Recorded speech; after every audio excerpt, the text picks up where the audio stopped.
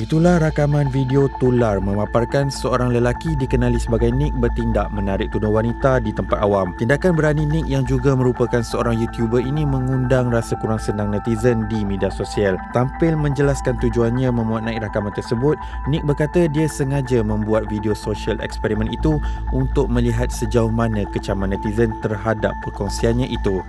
Macam-macam lah. Eloklah kalau Nick jawab tentang konten ni.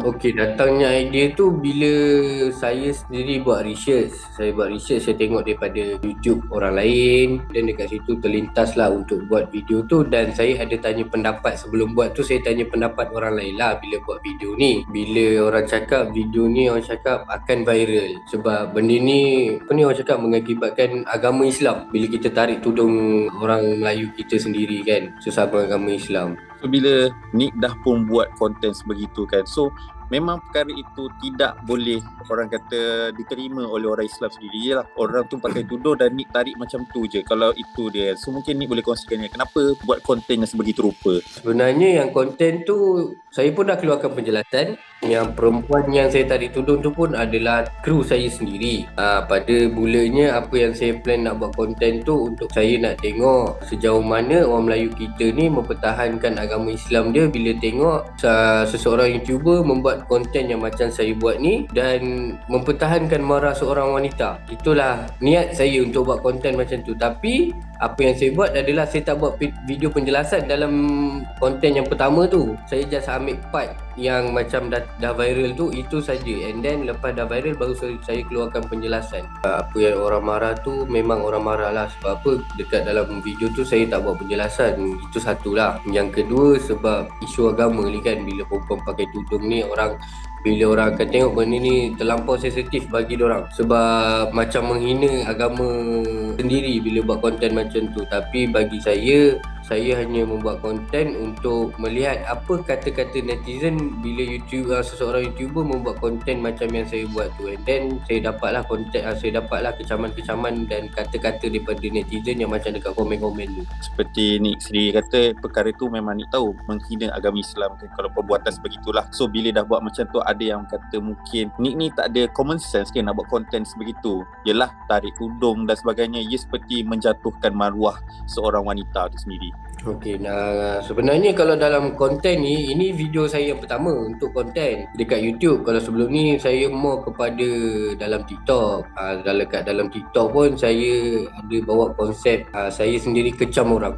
Sebelum ni saya pernah viral juga dekat TikTok, dan dekat si TikTok tu saya macam kecam dengan apa benda yang YouTuber lain buat, dengan apa yang orang lain buat. And then sekarang saya buat TikTok, tercetusnya konten tu sebab memang dah terfikir, and then saya minta pendapat orang. Tapi bila orang cakap benda ni menghina agama Islam sendiri, saya pun fikir benda tu memang silap saya lah kan, sebab tak memperjelaskan lebih kukuh lagi penjelasan saya sendiri dekat dalam video tu. Sebab saya ada tengok ada satu konten YouTuber lain, dia buat juga konten tarik tudung, bergaduh dengan perempuan, pukul perempuan apa semua, tapi dekat dalam video tu dia bagi penjelasan yang penuh lah.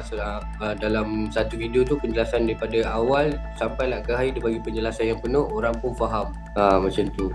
Dan Nick kata sendiri, Nick pernah viral kat TikTok dan sekarang ni viral kat Twitter dan sebagainya kan. So mungkin nak tanya, Nick memang kejar viral, kejar populariti atau macam mana? Bukan nak cakap kejar viral atau kejar populariti ke apa, tapi saya cuba nak tengok mata netizen ni macam mana. Sebab saya start pada TikTok, saya dah nampak bila saya buat isu kecaman ni, orang jadi macam suka. Macam-macam mulut orang. Saya kadang-kadang tergelak tengok netizen punya kata-kata kan. Kadang-kadang ada yang baik, ada yang tak baik. Start daripada situ saya teruskan, saya tengok saya kecam YouTuber ini, orang itu, orang ini, ada yang support, ada yang tidak. Dekat YouTube ni lah yang orang cakap paling tinggi lah, orang cakap paling teruk yang saya kena. And then apa yang orang kata tu bermaksud lah semua. Walaupun 100% orang kecam saya, tapi saya tengok komen tu, bagi saya poin dia adalah amat mendalam apa yang saya faham daripada kata-kata orang tu. Macam yang Nick kata sendiri, sebelum Nick nak buat perkara ni, Nick dah buat research terlebih dahulu kan. So mungkin selepas dah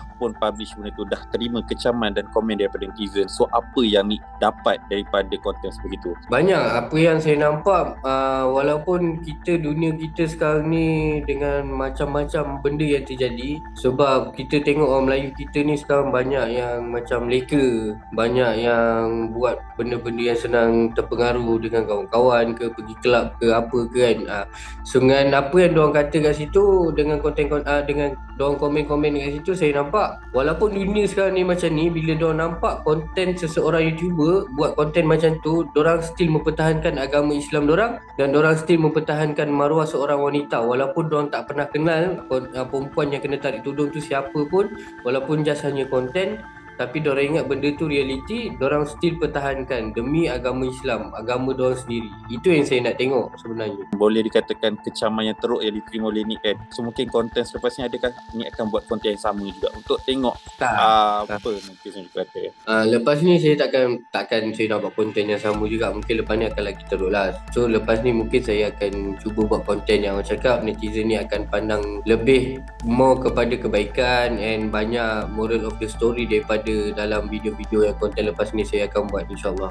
Saya minta maaf lah dengan pihak netizen dan semua benda ni yang dah terjadi, dah viral apa semua. Saya tahu benda tu mungkin silap saya sendirilah, planning saya sendiri. Dekat situ je lah apa yang saya boleh katakan.